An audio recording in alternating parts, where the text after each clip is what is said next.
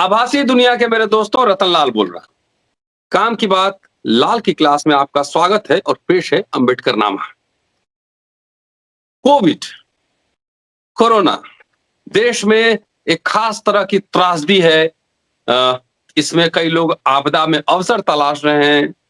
लाशें नदियों में फेंकी जा रही हैं। एक अजीब तरह की अफरा तफरी है। कुछ लोग दवाई की ब्लैक मार्केटिंग कर रहे हैं। गैस सिलेंडर, टीका टीका को लेकर एक खास तरह का हंगामा है।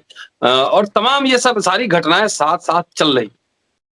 इसी कौतूहल हलचल के बीच आज सुप्रीम कोर्ट में टीकाकरण को लेकर, कोरोना के टीकाकरण को लेकर आज एक सुनवाई हुई। और इस पर बात करने के लिए मेरे साथ जुड़े हैं सुप्रीम कोर्ट के लॉयर संजय चड्ढा साहब। तो खास मुलाकात में आज संजय चड्ढा साहब से आपकी ये मुलाकात है। और क्या क्या घटनाक्रम हुआ, लीगल एक्सपर्ट हैं, लगातार टेलीविजन पे आप इनको देखते होंगे। इनका अपना यूट्यूब चैनल भी है, लीगल अवेयरनेस के लिए यूट्यूब चैनल चलाते हैं। मैंने इनसे आग्रह किया है कि समय समय पर आप अंबेडकर नामा पे आए और सरल सिंपल भाषा में वो लोगों को समझाएं, लीगल अवेयरनेस करें। स्वागत है चड्ढा साहब आपका अंबेडकर नामा में। थैंक यू रतन जी, बहुत बहुत शुक्रिया आपका। और आप एक बहुत महत्वपूर्ण काम कर रहे हैं। मेरी बहुत बहुत आपके साथ शुभकामनाएं हैं सबसे पहले। और जो आपका प्रश्न है उसका जवाब देता हूं, सीधे काम की बात पे आता हूं। जैसा आप करते आए हैं अभी तक, उसी को फॉलो करते हुए जी। आज जो एक कोई सुनवाई जो है, ये सुनवाई एक स्पेशल सुनवाई इसलिए मैं कहूंगा कि 3 जजेस की जो बेंच है, justice Chandrachud, justice Nageswara Rao, justice Ravinder Bhatt, इन तीनों ने ये सुओ मोटो एक सुनवाई चल रही है कोविड के ऊपर, कोविड कोरोना के उस पे स्वतः संज्ञान लेते हुए, जैसा भाषा में कहा जाता है ना, साधारण भाषा में, स्वतः अपने आप, किसी ने कोई पिटीशन नहीं डाली है। ओके। 30 अप्रैल को भी ये सुनवाई हुई थी और बड़ी सख्ती से उन्होंने सुप्रीम कोर्ट ने सरकारों को लिया था कि क्यों ये तमाम जो गड़बड़ हुई पिछले दौर में, हम सब जानते हैं उसको क्यों ना आप लोगों ने कैसे उसमें हैंडल किया है।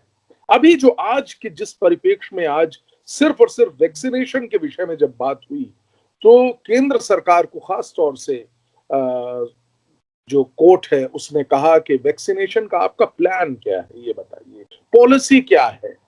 क्या राज्य सरकारें जो हैं, म्युनिसिपैलिटीज हैं, जैसे BMC Bombay municipal corporation, Delhi में एमसीडी है, क्या ये स्वतः जाके अपने आप में कंपटीशन करें और जाके खरीद के लाएं, कोई खरीदने जाएं किससे, और कौन ज्यादा पैसे देके ले सकता है। कई म्युनिसिपैलिटीज जो है वो अमीर हैं, रिच है, जैसे मुंबई की बीएमसी बहुत रिच है, वो कुछ महंगी खरीद सकती है। क्या ये आपकी पॉलिसी है? पहला सवाल। फिर क्यों नहीं आपने, ये लोग जो, मतलब उन्होंने यहां तक कहा कि दिल्ली, हरियाणा, पंजाब, बीएमसी यानी कि मुंबई कॉर्पोरेशन, इन्होंने ग्लोबल टेंडर में पार्टिसिपेशन करने का काम किया है और कर रहे हैं। क्या ये आपकी पॉलिसी के तहत है? हमें नहीं मालूम ना। तो इस पे एक तो प्रश्न उठा। फिर क्या ये कर सकते हैं ग्लोबल टेंडर में जाके, ज्यादा पैसे देके, कम पैसे देके, कैसे लेना है, क्या करना है, कोई इस पे कोई नीति है कि नहीं है? National policy document on vaccination, जो राष्ट्रीय नीति होनी चाहिए, क्या वो आपने बनाई है वैक्सीनेशन की? कब कितनी वैक्सीनेशन होंगी, क्या इस पे कोई नीति है या नहीं है? और ये हमारा जानने का अधिकार है। दूसरी चीज, वैक्सीनेशन की लॉजिस्टिक्स क्या होंगी? कैसे आप जाके वैक्सीनेशन, इतना बड़ा हमारा जन संप्रदाय है, इतनी बड़ी हमारी पॉपुलेशन है, उसके लिए क्या आप कर रहे हैं? 18+ के लिए ये सब सवाल उठे आज। 18+ के लिए वैक्सीनेशन है नहीं, आपने अनाउंस कर दिया, दिल्ली जैसे प्रांतों ने बंद कर दिया, मुंबई में बंद है इस वक्त। और आपने देखा कोर्ट ने ये मेंशन, ये सारी बातें जो मैं बोल रहा हूं ये मेरी नहीं है, सब कोर्ट की है रतन जी, आप इस पे ध्यान दीजिएगा। कोर्ट ने कहा कि जब दूसरी वेव आई आप लोग कहते थे 45 से ज्यादा वाले जो लोग हैं उम्र में, उनको क्षति होगी, उनको ज्यादा वैक्सीनेशन करना है, लेकिन हमने ये देखा, हम इस चीज के गवाह हैं कि 18 से 30 से यानी कि 31 से 45 वालों को भी बहुत डैमेज हुआ और कई लोगों को इसमें मेजर क्षति हुई है। ये बात कही कोर्ट ने। और क्या क्या कहा मैं सब बताना चाहता हूं आपको। कोर्ट ने कहा क्या आप नहीं जानते कि डिजिटल डिवाइड हो जाएगा? आप सारा कर रहे हैं रूरल और अर्बन में, क्या कोई डिजिटल डिवाइड नहीं हो जाएगा? क्या आप हमेशा कहते हैं कि सरकार से सवाल हो रहे हैं, केंद्र सरकार से, और जो हमारे सॉलिसिटर जनरल है वो इन चीजों के जवाब भी दिए उन्होंने, वो भी मैं बताऊंगा। कोर्ट ने यहां तक कि एक एग्जाम्पल दिया कि आप कहते हैं कि जो एक डिजिटल डिवाइड के ऊपर में एग्जाम्पल दिया कि एक जो मजदूर है जो झारखंड का रहने वाला है, वो राजस्थान में काम कर रहा है, तो क्या उसको इंजेक्शन लगाने के लिए, क्योंकि उसका आधार झारखंड का है, क्या वो झारखंड जाके लगवाएगा, या इसके लिए आपकी क्या प्लानिंग है? कोई इसमें नीति निर्धारित है अथवा नहीं है? ये बात उठाई। कोर्ट ने कहा कि क्या होगा माइग्रेंट एग्रीकल्चर लेबर का? रतन जी, मैं आपको एक बात बताना चाहता हूं, एक बहुत बड़ी संख्या है, 50 करोड़ के करीब हमारी संख्या है जो कि माइग्रेंट हैं, जो कि काम किया वापस चले गए। बहुत बड़ी संख्या है और अनऑर्गेनाइज्ड है, माइग्रेंट तो नहीं है, अनऑर्गेनाइज्ड है वो लोग। अनऑर्गेनाइज्ड लेबर एक बहुत बड़ी संख्या है, उनका क्या होगा? कुछ नहीं बताया। फिर माइग्रेंट लेबर जैसा मैंने, फिर एक और बहुत अहम मुद्दा सामने लाया। कोर्ट ने कहा, जब बात चल रही थी तो तुषार मेहता जी ने ये कहा कि आप, ये एडमिनिस्ट्रेटिव मामला है, आप दखलंदाजी नहीं कर सकते, या मतलब इस तर्ज पे नहीं था कि ये एक एडमिनिस्ट्रेटिव कॉल है और सेंट्रल गवर्नमेंट कर रही है। तो जो सुप्रीम कोर्ट है उसने यहां तक जाके कहा, जजेस ने, कि हमें मालूम है कि ये एडमिनिस्ट्रेटिव मामला है, हम आपकी पॉलिसी को देखना चाहते हैं, हम उसमें तरमीम भी नहीं कर रहे हैं, आप हमें बताइए तो सही क्या चीज है उसमें तरमीम का मतलब, उसमें हम कोई चेंजेस भी नहीं करना चाह रहे हैं, आप हमें ये तो बता दीजिए क्या पॉलिसी है।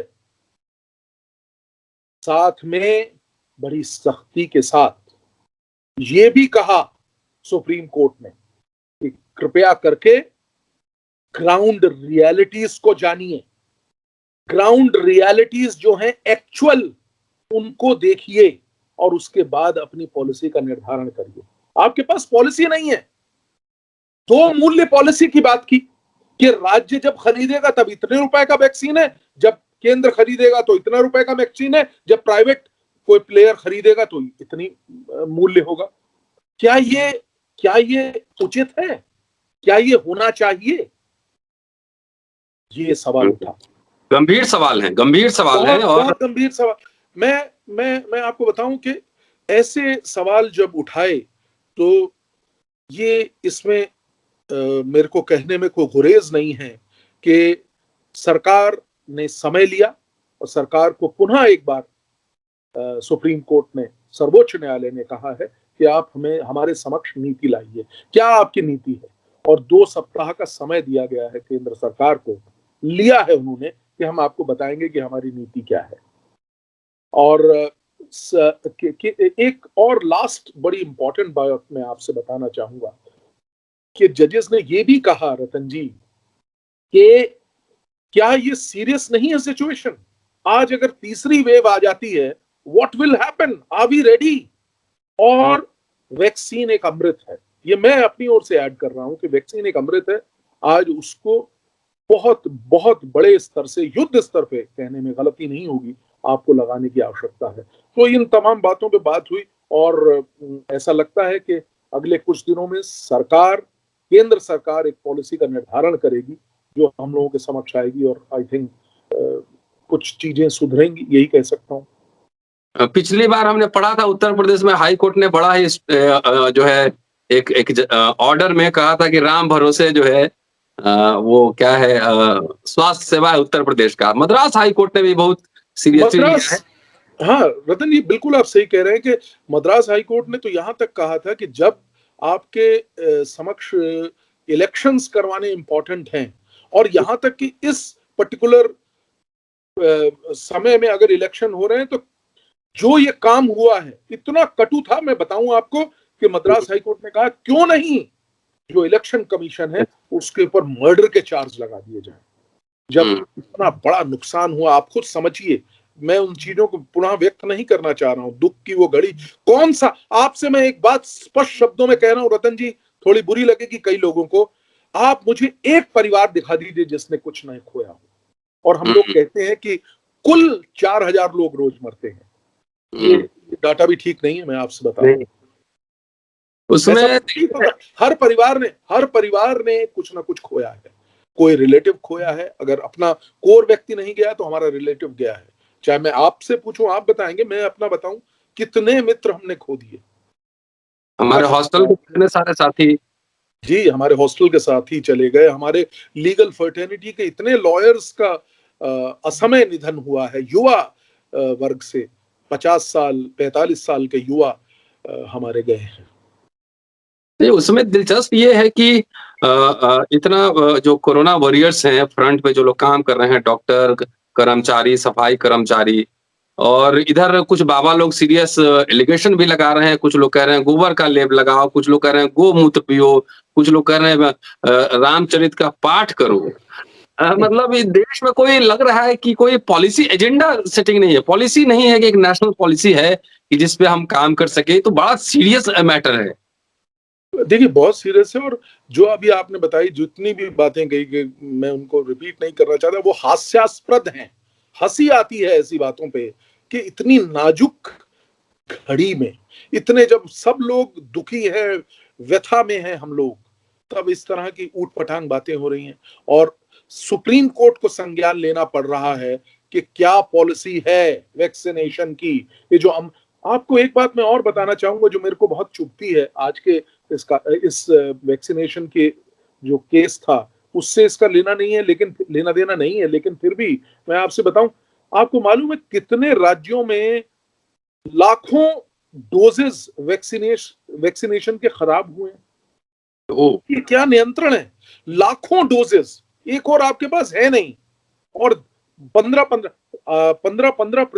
उत्तर प्रदेश उनमें से सर्वोपरि है। उत्तर प्रदेश हो गया, आंध्र प्रदेश हो गया, तेलंगाना हो गया, यहाँ पे वेस्ट हुआ है। और वहीं पे केरल ने एक मिसाल कायम करी है कि जब एक उसके अंदर 5 होते हैं, उन्होंने ऐसा कुछ किया कि 6 लोगों को वैक्सीनेशन किया। तो that is how we have to do.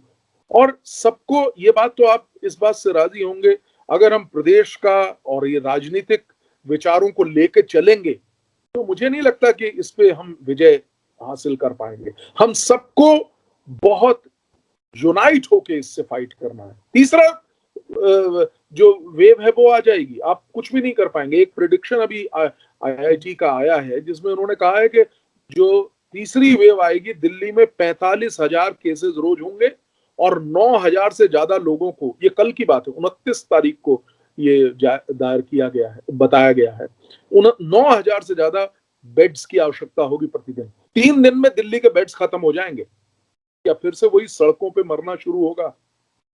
अभी समय है। मैं आपके माध्यम से, आपका माध्यम बहुत इंपॉर्टेंट है, बहुत लाखों लोग इसको देखते हैं। मैं कहना चाहूंगा कि सरकारों को जागना होगा और कदम उठाने पड़ेंगे जिससे कि ये जो भयावह स्थिति हुई है ये दोबारा रिपीट ना हो, इससे नुकसान ना हो। नहीं, कल का डॉक्टर काफिल से मैं बात कर रहा था, वो कह रहे थे कि 3, 4, 5 वेव्स आते रहेंगे, इसके लिए हमें तैयारी करनी है। मतलब एकदम मोर्चे पे जैसे तैयारी होती है कोरोना से लड़ने के लिए, तैयारी करनी होगी, हेल्थ सिस्टम बेहतर करना होगा। मैं आपकी बात से जो समझ पाया हूँ कि सीरियस मैटर इतना है कि कोर्ट ने 3 जजेस के बेंच ने इसको स्वतः संज्ञान लिया है, और एक तरीके से मान लिया जाए कि सरकार की क्लास लगी है कोर्ट में। बिल्कुल सही बात है, मैं आपके साथ 100% राजी हूँ कि सरकार की क्लास लगी है।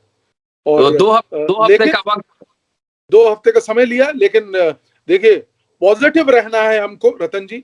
और कई क्षेत्रों में हम बार बार ये बात कहते आए हैं, आप तो एक अध्यापक हैं और आप नई नेक्स्ट जनरेशन को तैयार कर रहे हैं, तो हमको पॉजिटिव भी रहना है। और ऐसा समझता हूं कि शायद ये जो क्लास आपके शब्दों में सुप्रीम कोर्ट ने ली है, इसका प्रभाव पड़ेगा और हम सबको एक नया रिजल्ट मिलेगा और जो आंच आने वाली है उसकी गर्मी से, उसकी तपिश से हम लोग बचेंगे, ऐसा मेरा मानना है। शुक्रिया संजय साहब। तो ये थे संजय चड्ढा साहब, सुप्रीम कोर्ट दिल्ली है हाई कोर्ट में प्रैक्टिस करते हैं और मैं उम्मीद करूंगा कि 2 हफ्ते बाद जो इस पे अपडेट होगा, आप अम्बेडकरनामा के साथियों को आप अपडेट फिर सुनाएंगे। हम सब बिल्कुल 100% मैं आपके साथ हूं और जी। क्यों नहीं, और आप इतना बड़ा माध्यम लेके अग्रसित हुए, हम आपके साथ हैं हमेशा। शुक्रिया। Thank you. और उम्मीद करते हैं कि सरकारी प्रयास भी होंगे, हम सब भी प्रयास कर रहे हैं, अपने अपने चैनल के थ्रू अवेयरनेस चला रहे हैं कि कैसे हमें सेफ रहना है। तो उम्मीद है कि स्थितियां बेहतर होंगी। तब तक keep watching and sharing Ambedkarnama और इस वीडियो को ज्यादा से ज्यादा शेयर कीजिए ताकि जो कोरोना को लेकर जो अपडेट है, जो लीगल फ्रंट पे भी चल रहा है, डॉक्टर्स भी काम कर रहे हैं, जजेस भी काम कर रहे हैं, तो कम से कम लोगों को अपडेट रहे, जानकारी मिले। शुक्रिया संजय साहब, आपसे फिर अगले एपिसोड में मुलाकात होगी। शुक्रिया, थैंक यू। Thank you.